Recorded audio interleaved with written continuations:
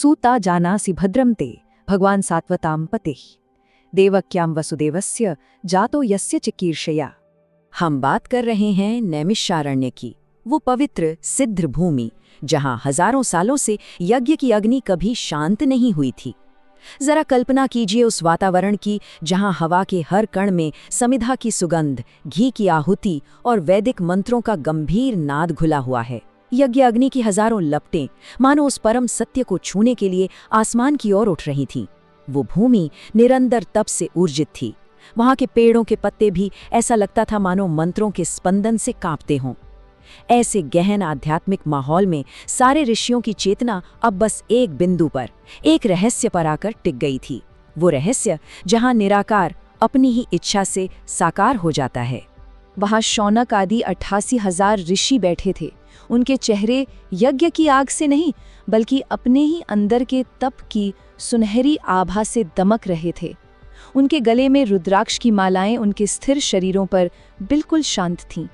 पलकें नहीं झपक रही थीं, सांसें एकदम धीमी थीं और उनकी सारी इंद्रियां, सारी चेतना बस एक ही दिशा में लगी हुई थी, महर्षि सूत गोस्वामी की ओर। वो ज्ञान के मेरु पर्वत की तरह अडिग, शांत और गहरे बैठे थे। वे सौम्य थे, अनग थे, मतलब पाप और राग द्वेष से पूरी तरह परे। और ऐसा होना ही था, क्योंकि केवल इतनी साफ चेतना ही उस परम सत्य को जैसा का तैसा प्रकट कर सकती है। तब उन सभी ज्ञानियों की तरफ से शौनक ऋषि ने बहुत ही विनम्रता और शुभ कामना के साथ कहा, हे सूत जी, आपका कल्याण हो। आप तो उन गहरे रहस्यों को भी जानते हैं जहां तक वेदों की भी पहुंच नहीं है। हम आपसे उन सात्वताओं पति के बारे में सुनना चाहते हैं। सात्वताओं पति, इसका मतलब क्या है? इसका मतलब है वो जो सात्वतों के स्वामी हैं।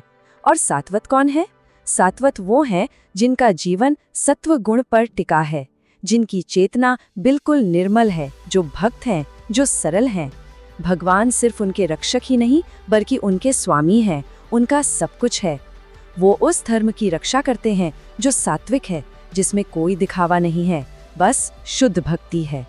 हम उन्हीं भगवान की कथा सुनना चाहते हैं जो वसुदेव के बेटे के रूप में और देवकी के गर्भ से इस धरती पर आए। पर हमारा सवाल बहुत गहरा है।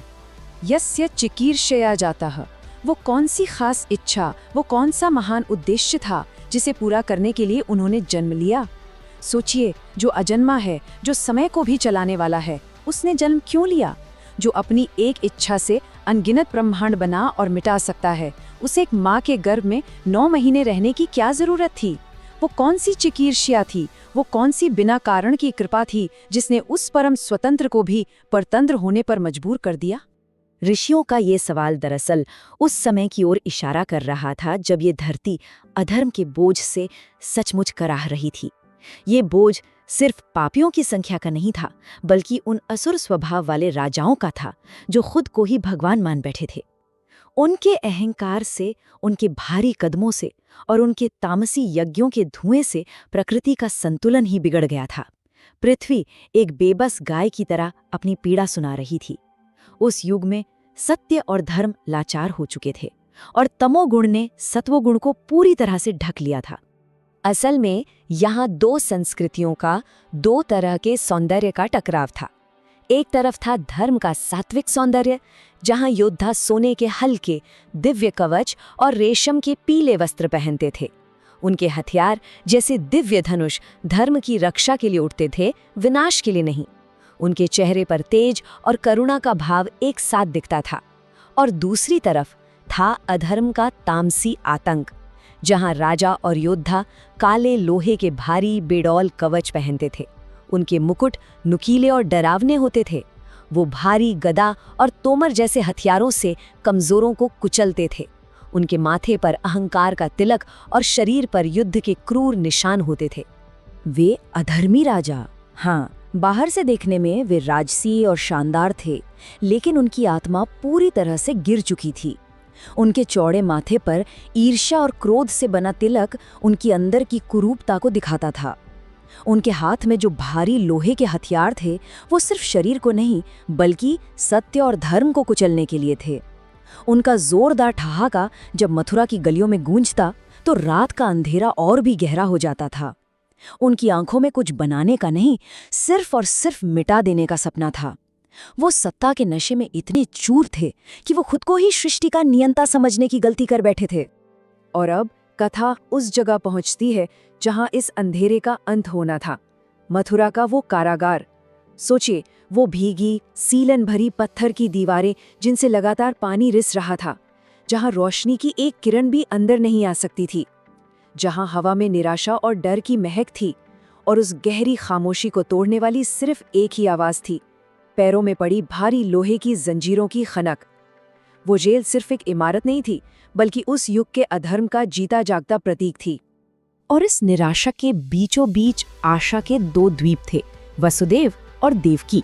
हालांकि वो बंदी थे, पर उनका तेज उस अंधेरे को चीर रहा था। वसुदेव, जिनका रूप एक तेजस्वी वैदिक ऋषि जैसा था, वे शुद्ध सत्व यानी निर्मल चेतना के प्रतीक थे। और देवकी, जिनके चेहरे पर असहनीय दर्द के बाद भी करुणा और ममता का सागर था, वे दैवी प्रकृति का स्वरूप थीं। वो शरीर से तो जेल में थे, लेकिन मन से उस परम सत्ता से जुड़े हुए थे। वे अपनी मुक्ति की नहीं, बल्कि पूरे जगत की मुक्ति की प्रतीक्षा कर रहे थे। और फिर वो रात आई, भाद्रपद का महीना, कृष्ण पक्ष, अष्टमी तिथि। बाहर प्रकृति में महाप्रलय जैसा दृश्य था। आसमान घने काले बादलों से ढका हुआ था। भयंकर बिजली कड़क रही थी, जिसकी गर्जना से दिशाएं कांप रही थी। मूसलाधार बारिश हो रही थी, मानो समुद्र आसमान से धरती पर उतर आया हो। ऐसा लग रहा था जैसे पूरा ब्रह्मांड अपनी पूरी शक्ति से किसी दिव्य घटना के आने की घोषणा कर रहा है। और तभी उस जेल के अंदर, जो भौतिक अंधेरे का केंद्र था, एक अलौकिक प्रकाश धीरे धीरे प्रकट हुआ। वो प्रकाश हजारों सूर्यों के तेज से भी ज्यादा शीतल और सुखदायी था। उस प्रकाश के आते ही पत्थर की दीवारें शीशे की तरह पारदर्शी हो गई, लोहे की जंजीरें सोने की तरह चमकने लगी, और समय का बहाव जैसे एक पल के लिए रुक सा गया हो। वो प्रकाशपुंज सात्वतानपति का था।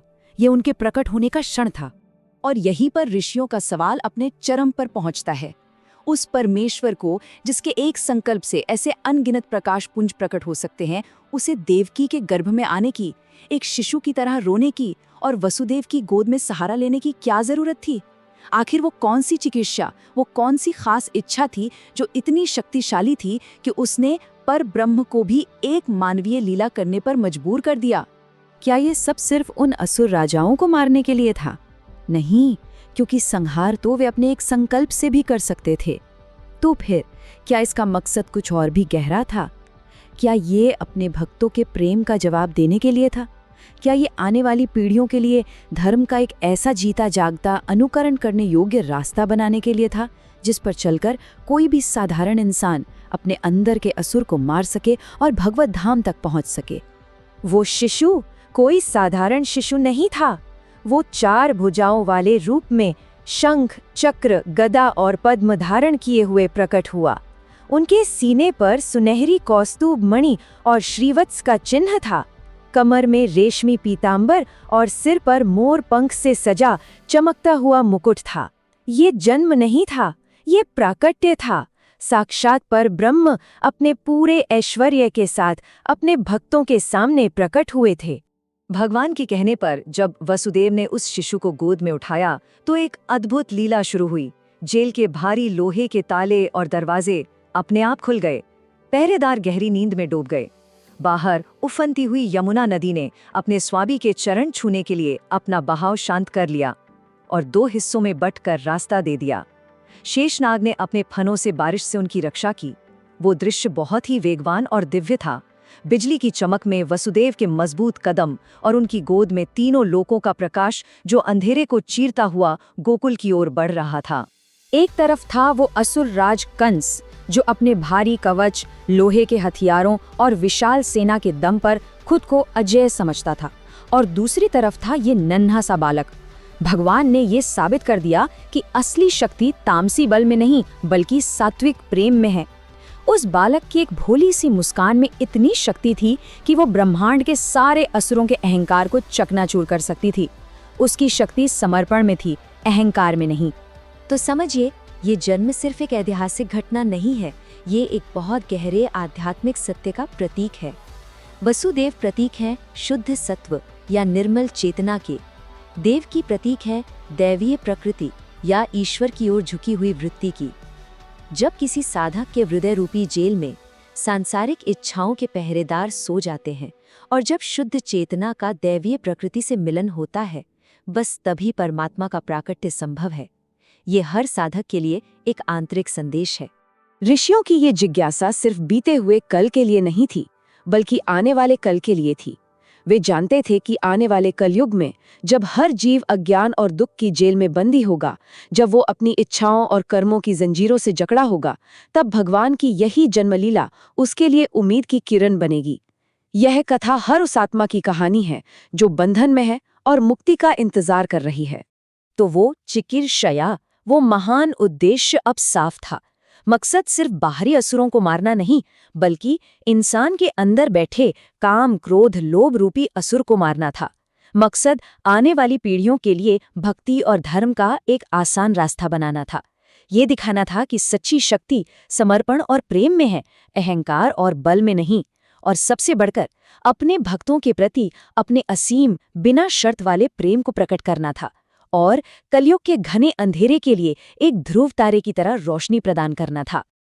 आखिर में वसुदेव और देवकी के घर भगवान का जन्म सिर्फ एक बीती हुई घटना नहीं है, ये एक शाश्वत पुकार है हर हृदय के लिए कि वो अपने अंदर उस सत्य को, उस परमात्मा को प्रकट करे।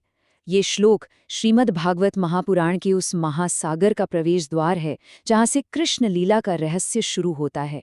और इसी आह्वान के साथ नैमिषारण्य में वो महान कथा अपने असली विस्तार की ओर बढ़ रही थी, जहाँ हर शब्द एक दिव्य प्रकाश था और हर लीला अधर्म के भारी तामसी कवच पर एक निर्णायक प्रहार।